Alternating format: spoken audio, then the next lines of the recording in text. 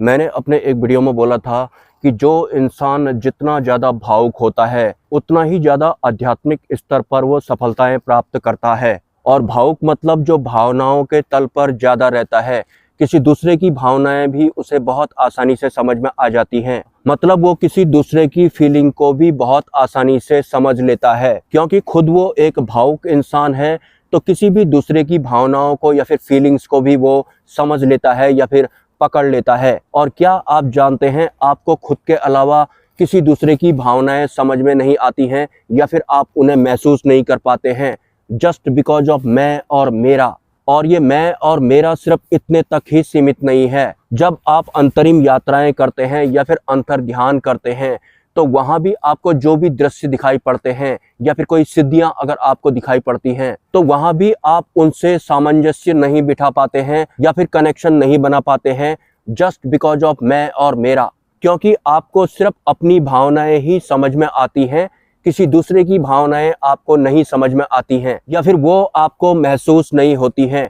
जैसे कि real life में इस भौतिक संसार की अगर मैं बात करूं, तो आपको सिर्फ और सिर्फ अपनी फीलिंग्स का ख्याल होता है, किसी दूसरे की फीलिंग्स का ख्याल आपको बिल्कुल भी नहीं होता है, ना ही आप उन्हें महसूस कर पाते हैं, जस्ट बिकॉज ऑफ मैं और मेरा। और इसी मैं और मेरा की वजह से या फिर भावुक ना होने की वजह से आपको आध्यात्मिक जगत में भी पूर्ण रूप से सफलता नहीं मिलती है या फिर आप बीच में ही लटके रह जाते हैं। मतलब पूर्ण रूप से आप सूक्ष्म जगत की व्यवस्थाओं से सामंजस्य नहीं बैठा पाते हैं, संतुलन नहीं बना पाते हैं, जस्ट बिकॉज ऑफ मैं और मेरा। और इसके विपरीत जो एक भावुक साधक होता है, जो अपनी फीलिंग्स के साथ साथ किसी दूसरे की फीलिंग्स भी समझता है, उसे सिर्फ अपने ही नहीं दूसरे के सुख और दुख भी महसूस होते हैं।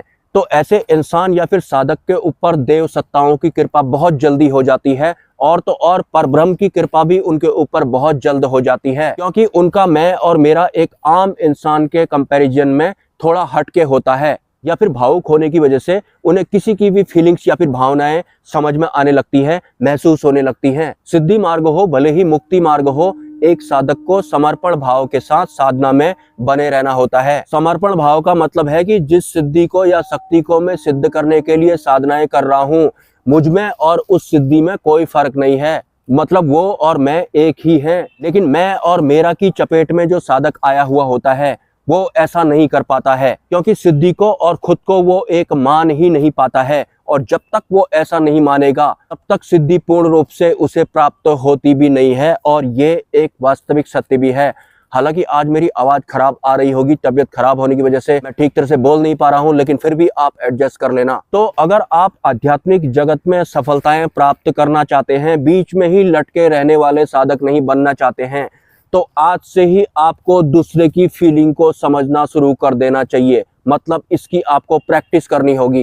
प्रैक्टिस आप कैसे करेंगे? जैसे अभी तक जो भी खुशी आपको होती थी, आपको तुरंत महसूस होती थी, या फिर जो भी दुख आपको होता था वो आपको तुरंत महसूस होता था, लेकिन किसी दूसरे की खुशी या फिर किसी दूसरे का दुख आपको महसूस नहीं होता था, मैं और मेरा की वजह से। तो किसी दूसरे की भावना को समझने के लिए आपको मैं और मेरा के साथ तू और तेरा को भी शामिल कर लेना है। मतलब अब आप किसी भी दुखी इंसान को पकड़ लो, भले ही वो आपके घर में हो या फिर आपको सड़क पर या फिर जंगलों में ही क्यों ना मिले, वो दुखी होना चाहिए। एक दुखी या फिर बीमार इंसान को देखकर अभी तक आपके मैं और मेरा की वजह से आपको पता तो लगा है कि इंसान दुखी है या फिर वो बीमार है, लेकिन उसका दुख आपको महसूस नहीं हुआ होगा। अब आपको उसका दुख महसूस करने की प्रैक्टिस करनी है। आपको उसकी अवस्था में जाना होगा, उसके दुख को महसूस करना होगा। हालांकि किसी दूसरे इंसान के सुख को महसूस करने के साथ भी आप इस प्रैक्टिस को कर सकते हैं, लेकिन पहले से ही आप सुख की तरफ भाग रहे हैं, दुखों को भगा रहे हैं। तो जिसको आप भगा रहे हैं, अब आपको उसके ऊपर ही काम करना होगा। आपके आसपास में जो भी दुखी इंसान है, आपको उसके दुख को महसूस करने की प्रैक्टिस करनी है। और अगर आप प्रयास करेंगे, कोशिश करेंगे, तो किसी दूसरे इंसान को जो भी दुख हो रहा है वो भी आप समझ जाएंगे। आपके अंदर बहने लगेगा वो वाला दुख, मतलब संचार जैसा होने लगेगा। एक तरह से आप उसकी अवस्था में चले जाएंगे। लेकिन जब तक आपको किसी दूसरे इंसान के सुख या फिर दुख महसूस नहीं होंगे, तब तक आपको आध्यात्मिक जगत में पूर्ण रूप से सफलता नहीं मिलने वाली है। आप बीच में ही लटके जैसे रह जाएंगे। सिद्धियां या फिर सूक्ष्म जगत के दृश्य भी आपको सिर्फ दिखाई ही दिखाई पड़ेंगे। आप उनसे बात नहीं कर पाएंगे, एक प्रॉपर कनेक्शन नहीं बना पाएंगे, जस्ट बिकॉज ऑफ मैं और मेरा।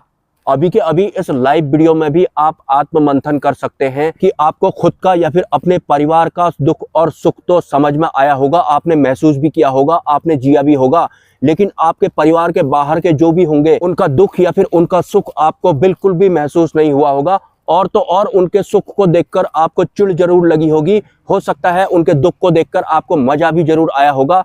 ये एक आम सांसारिक इंसान की आंतरिक स्थिति होती है, जो कि माया की चपेट में होता है या फिर मैं और मेरा की चपेट में भी होता है। और एक दिन हमारा ये मैं और मेरा इतना जटिल हो जाता है, जब हमारी सतमार्ग पर चलने की बारी आती है या फिर सही दिशा में चलने की बारी आती है, तो ये देव सत्ताओं के और हमारे या फिर सिद्धियों के या फिर हमारे या फिर ब्रह्म के या फिर हमारे बीच में खड़ा हो जाता है। ये वाली प्रैक्टिस आपको हर हाल में करनी है कि किसी दूसरे के दुख आपको महसूस होने चाहिए। जैसे कि आप किसी भी लाइव दरबार में देखेंगे जहां पर कि बहुत सारे लोग दुखों के साथ आए होते हैं, लेकिन किसी को भी किसी दूसरे का दुख महसूस नहीं हो रहा होता है। उन्हें सिर्फ और सिर्फ अपना दुख महसूस हो रहा होता है, क्योंकि वो सबके सब भी मैं और मेरा वाले होते हैं। और भगत या गुरु कौन होते हैं या फिर सिद्धियां किसे चुनती हैं? जो खुद के दुखों या सुखों के साथ साथ दूसरे के सुखों और दुखों को भी सही दिशा में एक्सेप्ट करता है या फिर ग्रहण करता है।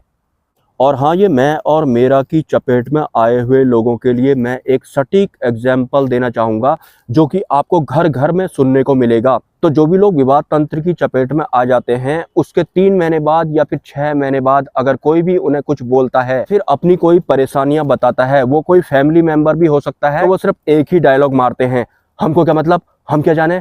ये वाली लाइन आपको अपने घर में या फिर किसी दूसरे के घर में सुनने को मिली थी या नहीं, इस बारे में आप मुझे कमेंट जरूर कर देना। लाइन है, हम क्या जाने, हमको क्या मतलब। इस तरह के लोग अगर आध्यात्मिक यात्रा की शुरुआत करते हैं तो वो बीच में ही लटक जाते हैं। एक तो वो विवाह तंत्र की चपेट में आए हुए होते हैं, ऊपर से मैं और मेरा ने उनको जकड़ लिया होता है। उनका एक ही डायलॉग होता है, हम क्या जाने, हमको क्या मतलब। एनीवेज दोस्तों, इससे ज़्यादा मैं नहीं बोल पाऊंगा, क्योंकि मेरे सर में मुझे बहुत ज़्यादा भारीपन महसूस हो रहा है, और ना ही मैंने मोबाइल डिस्प्ले डाली है और ना ही मैंने कुछ किया है, और मैं फिर से 0 पर आ गया हूँ। और ये मेरे साथ नॉन स्टॉप चलते रहता है। मतलब ऑलमोस्ट मैं पिछले 15 सालों से इमरजेंसी वाले मोड में ही जैसा रहता हूँ। अगर आप मैं और मेरा से उठकर कुछ योगदान करना चाहते हैं, इस चैनल को सपोर्ट करना चाहते हैं, तो आप कर सकते हैं। मिलते हैं नेक्स्ट वीडियो में। नमस्कार। जरा